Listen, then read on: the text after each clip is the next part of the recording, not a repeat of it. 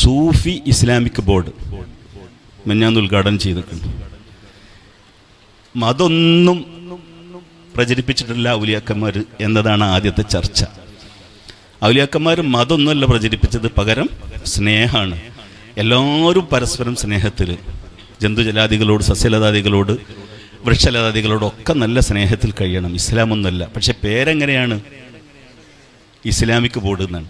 എന്ന് പറഞ്ഞാൽ mentally Islamic converted ഒരു സൊസൈറ്റിയെ സൃഷ്ടിക്കുകയാണ്.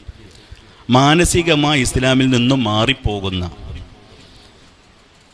ഒരു സംവിധാനത്തെ ആസൂത്രിതമായി സൃഷ്ടിക്കുന്ന കാലത്താണ് വലിയ എന്നതിൻ്റെ പര്യായം തന്നെയാണ് സൂഫി എന്ന് ലോകത്തോട് നമ്മൾ പറയേണ്ടത്.